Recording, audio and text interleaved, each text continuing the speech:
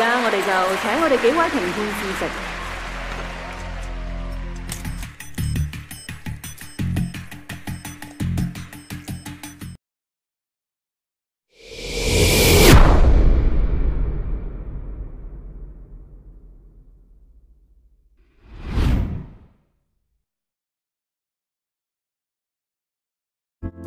Hai Twips, selamat datang di channel Movie Strike. Apa kabar? Semoga dalam keadaan sehat dan baik-baik aja ya. Kali ini kita akan membahas film dengan judul Cook Up Storm atau Juzan Sishen. Film ini bercerita tentang persaingan koki berbintang Michelin dengan juru masak kaki lima yang memperebutkan gelar Dewa Masak.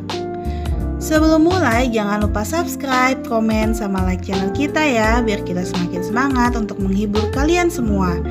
Sekarang kita langsung aja ke alur ceritanya. Di awal film kita diperlihatkan liputan dari sebuah acara bernama Chef Please. Mereka lagi ngebahas restoran terlama di Avenue Spring bernama The Seven. Di sana tuh ada seorang chef muda yang sangat berbakat. Ia bernama Sky Ko. Lalu kita diperlihatkan cara memasak hidangan ayam yang sangat lezat. Kondisi restoran itu sangat penuh hingga ngantir panjang, tapi ada seseorang laki-laki datang dan langsung menerobos masuk. Orangnya tuh rempong dan sok kayak gitu, minta langsung dilayanin. Melihat itu, Sky datang dan nyuruh dia buat ngantri, gak pandang bulu, mau kaya mau miskin, kalau makan di The Seven harus ngantri dulu. Di suatu tempat di Perancis, ada raja dan ratu lagi ngadain jamuan atas kelahiran pangerannya. Seorang chef lalu menyiapkan makanan untuk mereka. Ia bernama Paul An. Setelah dicicipi, ratu bilang kalau masakan itu sangat lezat. Chef itu lalu menjelaskan secara singkat filosofi dari makanan itu, yaitu berkat untuk bayi yang baru lahir. Mendengarnya membuat sang ratu tuh respect dan memberikan standing applause kepada Paul. Restoran tempat Paul bekerja menaikkan jabatannya karena udah berhasil memasak untuk raja dan mendapat pujian. Tapi dia menolaknya. Dia ingin pergi ke Cina bersama kekasihnya Mayo untuk membuka restoran saja di sana. Di Spring Avenue, orang-orang sedang main mahjong. Kemudian seorang bapak bilang kalau jalanan itu akan ada perombakan besar-besaran oleh pemerintah. Tempat yang penuh sejarah itu mungkin akan segera diruntuhkan.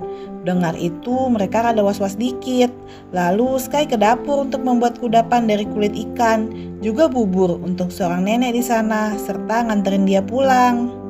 Setelahnya, ia memberi makan anjing piaraannya. Sky, biarpun kelihatan cuek, dia sangat perhatian ya sama sekitarnya. Sky pun teringat kejadian masa kecilnya di mana ia dimarahin bapaknya habis-habisan yang seorang koki karena tidak memiliki bakat memasak. Ia akhirnya dititipkan ke teman ayahnya yang bernama Paman Seven yang sekarang adalah gurunya. Kesal, ia pun jadi membenci ayahnya. Sebenarnya bapaknya pun gak punya pilihan lain karena pengen meniti karir sebagai chef. Esoknya di sebuah pasar, Paul lagi muter-muter nyari kerapu besar tapi gak ketemu. Datang Sky dan beli kerapu besar, padahal tadi Kang Ikan bilang gak ada. Kesel si Paul minta kerapunya karena dia duluan yang datang. Akhirnya biar gak ribut, Kang Ikan bagi dua deh tuh ikan kerapu. Di depan The Seven buka restoran baru yang bernama Stellar, dan hari itu adalah peresmiannya. Kemudian datang ketua grup Lee yang merupakan pemilik kawasan itu.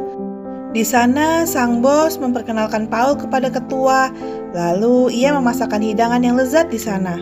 Sementara itu, Resto The Seven lagi bikin diskon besar-besaran. Karena acara promosinya teriak-teriak, Satpam Stellar keluar dan terjadi keributan.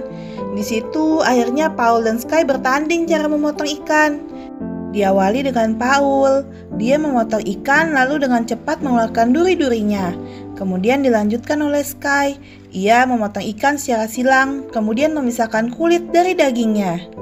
Ketua Lee menghentikan duel itu dan mengetahui bahwa keduanya telah mengikuti perlombaan chef internasional. Dan nantinya siapa yang menang akan menjadi penentu dari nasib Spring Avenue. Diubah menjadi konsep modern atau tetap mempertahankan tradisionalnya. Sekarang gantian nih Resto Stellar yang diliput oleh acara Chef Please.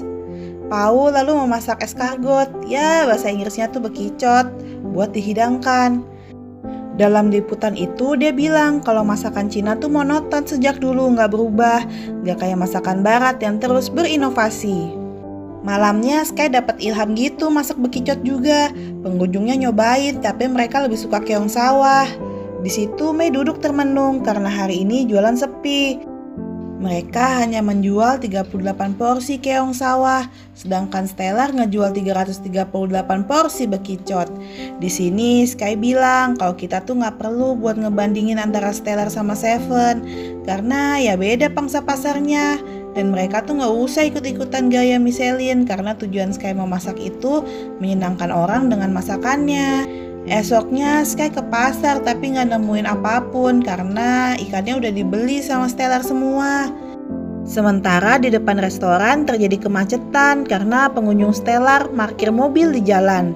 Lalu salah satu staf di Seven ke Stellar nyuruh buat mindahin mobilnya. Mayo keluar dan bilang kalau udah selesai makan mereka juga bakal pergi. Ya kali nginep Mbak Mayo. Lalu saat yang dinanti-nantikan datang, yaitu pengumuman finalis lomba chef, dan terpilihlah Seven dan Stellar. Pemenang dari kompetisi itu akan bertanding bersama Dewa Masak yang udah menang 2 kali kontes internasional, dan ternyata laki-laki itu adalah ayah kandung dari Sky. Dalam wawancara, sang Dewa Masak ditanyain tentang kesamaan marga sama Sky, namun ia dengan tegas bilang kalau nggak kenal sama Sky, dan orang dengan marga Ko itu banyak banget. Di tempat lain, Mayo datang ke Seven buat ngundang Sky dan Mei makan malam di Stellar. Malamnya mereka datang dan mencoba makanan yang direkomendasikan oleh sang chef, yaitu Paul An. Datang menu appetizer, bentuknya sih kayak telur, tapi pas dimakan ternyata itu merupakan perpaduan mangga, markisa sama kelapa. Terus datang lagi deh makanan, yaitu salad di dalam pot gitu. Aneh dong. Mereka seumur hidup tuh gak pernah makan makanan kayak gitu bentuknya. Sky ngerasa kalau Paul lagi mamer masuk ke dapur terus ngelempar makanan itu. Lalu Sky ditantang buat ngolah daging Wagyu A5. Wow, enak banget tuh daging. Dia mulai memasak daging dengan terampil. Dengan bumbu sederhana, Sky bisa menghasilkan masakan daging yang menggugah selera. Kemudian giliran Paul yang mulai memasak. Ia memasak dengan metode modern dan menghias piringnya agar terlihat lebih menarik. Abis itu Paul ngasih makanannya ke Sky. Nggak dimakan sih, cuma dicium doang. Terus pergi deh dia. Habis itu Paul nyobain masakannya Sky dan dia langsung terperangah. Sky kembali ke resto. Di sana ia duduk termenung. Nggak lama telepon masuk. Ternyata gurunya yang meminta ia untuk datang ke suatu tempat. Sky datang dan ternyata ayahnya pun ada di sana. Pas tahu mukanya langsung asem banget sih Sky. Di sana dia bilang kalau dia tuh nggak punya ayah. Kalaupun ada ya ayahnya tuh gurunya. Itu semua dikatakan karena perlakuan ayahnya selama ini. Terlebih waktu wawancara dia bilang nggak kenal Sky. Bapaknya ngeles.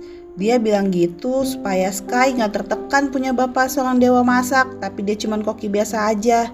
Ya elah pak, sombong banget. Ayahnya juga ngomong supaya ia bisa menang dan membuktikan bahwa dirinya tuh bisa ngalahin sang ayah. Perlombaan nasional memasak pun dimulai antara Paul dan Sky. Dan pemenang dari kompetisi ini akan dikirim ke Makau untuk ikut lomba memasak internasional di sana. Baru deh pemenang yang di situ bisa bertanding sama Dewa Masak. Mereka diberikan waktu 90 menit untuk memasak. Sky mulai memotong ayam, di mana dengan terampilnya dia bisa ngelepas seluruh daging dan tulangnya dan mengganti isinya dengan kuah dan sayur mayur. Sedangkan Paul membuat dessert dari pasta daging yang sangat cantik, tentunya dengan cara-cara yang modern. Akhirnya waktu selesai dan makanan mereka dihidangkan kepada dewan juri untuk dinilai. Hasilnya telah keluar, ternyata mereka berdua mendapatkan nilai yang sama. Lalu ketua juri datang dan memutuskan kalau Paul yang menang karena dalam memasak gak cuma rasa aja tapi juga harus memiliki nilai seni. Ya bisa bilang gak cuma enak tapi harus menarik juga. Sky yang kecewa lalu pergi dari panggung itu. Keesokan harinya Sky gak datang ke restoran. Mengetahuinya sang guru mencarinya ke sebuah arena bermain dan menemukannya di sana. Sang guru lalu menemaninya bermain untuk menghiburnya. Dia bilang kalau kalah menang itu biasa dalam kompetisi. Ia lalu menceritakan tentang pertemuannya dengan dua biksu kecil yang menganggap roti buatan mereka sangat enak, meskipun ia merasa ada beberapa kekurangan di sana. Itu karena makanan itu mereka mengolahnya dan membuatnya sendiri, jadi mereka sangat menghargai kerja kerasnya. Ia pun berkata kepada Sky bahwa setiap masakan itu harus dibuat dengan cinta, dan kita tetap harus menghargainya bagaimanapun hasilnya. Di Stellar, di sana pemilik restoran bilang mengutus Mayo aja sebagai perwakilan menggantikan Paul. Ternyata mereka semua telah mengetahui kelemahan Paul, yaitu ia telah kehilangan indera perasanya dan selama ini hanya terpaku pada resep yang ada di dalam buku catatannya. Mayo juga ternyata berselingkuh dan berpacaran dengan pemilik resto tersebut. Merasa kecewa dan dikhianati, Paul pun pergi dari situ. Kemudian Paul mabok-mabokan dan bertemu dengan Sky. Di situ mereka duduk bersama, lagi akur soalnya. Mereka lalu saling curhat nih. Di sana dia bilang kalau dewa masak itu adalah panutannya dan bertanding dengan dia adalah satu impiannya, tapi semua itu harus sirna. Sky akhirnya pun ngakuin kalau dewa masak itu sebenarnya ayahnya. Gak percaya sih, tapi setelah dengar cerita perlakuan ayahnya kepada Sky, mereka berdua melempari spanduk dewa masak sambil ngata-ngatain dia. Di sisi lain, pemilik Stellar datang ke Seven untuk membeli resto tersebut. Ya langsung aja ditolak oleh sang guru. Lalu Sky dan Paul datang. Di situ Paul bilang kalau dia akan tetap ikut kompetisi internasional itu dengan ditemani oleh Sky. Mendengarnya, pemilik Stellar marah dan mengatai dia pengkhianat lalu pergi dari situ. Esoknya mereka mulai berlatih memasak bersama, memadukan unsur modern dan tradisional agar menciptakan sebuah resep baru yang istimewa. Akhirnya mereka sampai di Makau dan kompetisi memasak internasional pun dimulai. Lomba itu diikuti oleh para chef handal dari seluruh dunia. Mereka mulai memasak menu andalannya dengan teknik-teknik memasak yang tentu saja sudah tinggi. Setelah selesai, juri mulai menyicipinya dan singkatnya keluarlah Paul dan Sky sebagai juaranya. Mereka pun terharu dan bahagia mendengarnya. Setelah lomba, Sky dan Paul sedang berbincang.